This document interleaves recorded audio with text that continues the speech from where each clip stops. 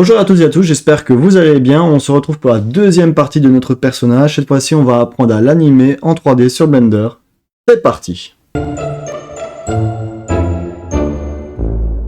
Donc on se retrouve dans Blender. Comme vous pouvez le voir, j'ai déjà importé le personnage que j'ai fait la semaine dernière. Et ce qui m'embête, c'est que les bras, ils sont dans cette position-là. Donc pour l'animation, ça va me poser des problèmes au niveau des épaules. Donc ce que je vais faire, c'est faire un RY de 90. Un petit GZ, puis GX. Comme ça, j'ai les épaules de mon personnage qui sont démarquées par rapport au body. Une fois que ça me convient, je suis obligé d'appliquer tous les modifieurs. Sinon, je vais avoir un problème pour l'animation. Et si jamais vous pouvez le voir ici, par exemple là dans le circle qui sont les yeux, il y a un modifieur. Il suffit de l'apply. Voilà. Une fois qu'on a fait ça, on appuie sur le petit A pour sélectionner tout notre objet. On va prendre le body comme point de référence. Donc si vous voyez, il y a bien une couleur de différente. Donc là, vous avez un orange plus foncé que celui-là. Et on va faire un command J. Comme ça, on n'a plus qu'un seul mesh dans notre scène.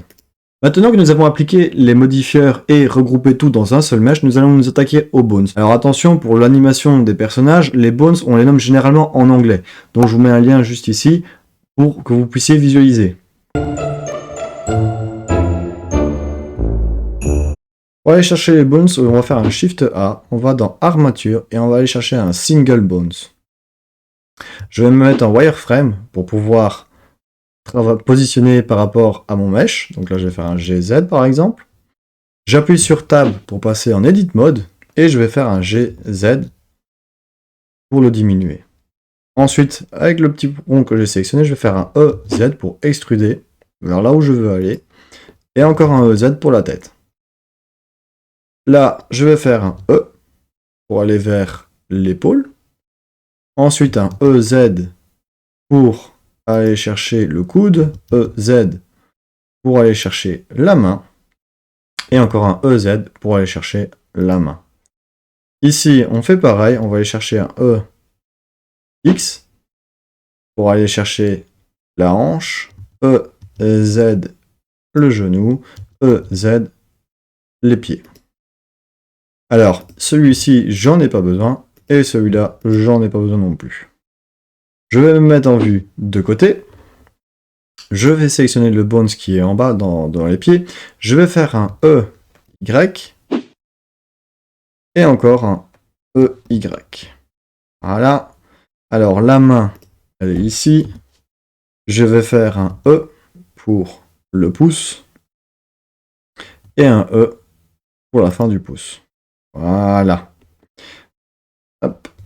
De face. Et maintenant, on va les renommer. Pour les renommer, vous devez aller dans celui qui ressemble à un squelette, pour les bones, et on va taper pelvis, pour les hanches, le root,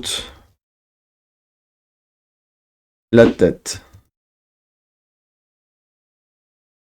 Et ici, il faudra faire attention, parce qu'on va faire une symétrie, donc on va obliger de mettre un left, ou juste un L suffit, et on est shoulder pour les épaules. Ici, on est un left for arm. Alors, on se met en vue de côté. Ici, ce sera la left hand. Là, on va être left thumb.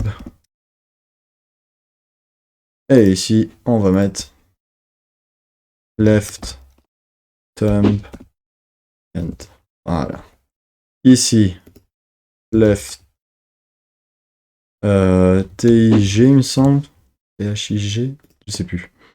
Ensuite, left leg. Hop. Ici, on est au left foot.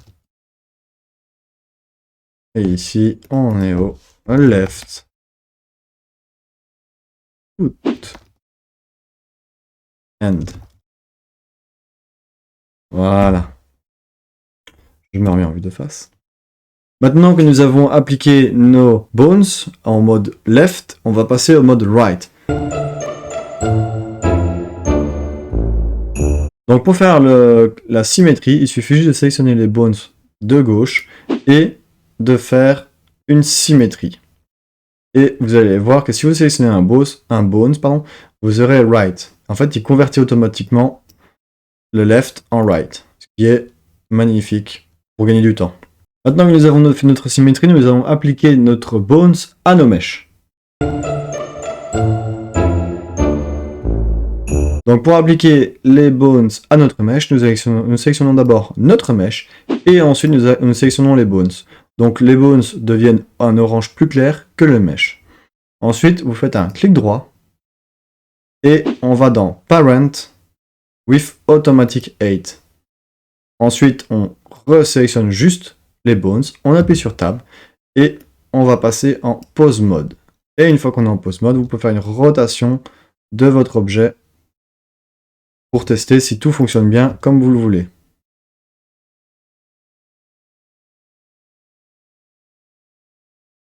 Alors, RY, nickel, le pouce, nickel, les genoux. Et ensuite ici,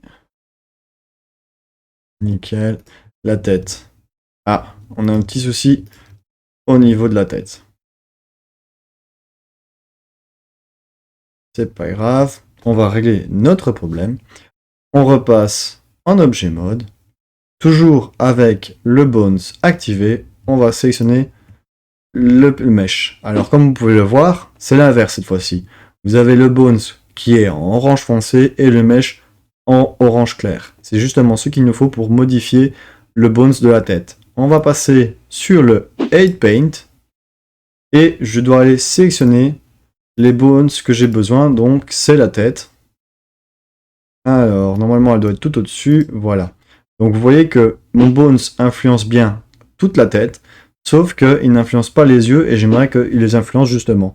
Donc ce que je vais faire, c'est que la 8 qui est à 1, eh ben, il suffit juste de passer sur les yeux pour pouvoir l'activer avec le bones. Si jamais vous ne le voulez pas, il suffit de mettre à 0 et là, ça redevient bleu comme l'autre. Voilà, donc je vais revenir en arrière.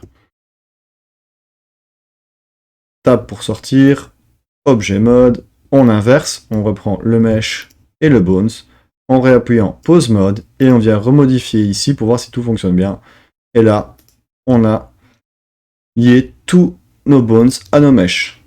Donc voilà, j'espère que la vidéo vous aura plu. N'hésitez pas à vous abonner et à me dire ce que vous en pensez en commentaire. J'espère que les explications auront été claires. Si jamais vous avez un souci, n'hésitez pas à me le dire. Comme d'habitude, je vous mettrai un petit lien de téléchargement en commentaire. Et je vous dis à la semaine prochaine. Ciao!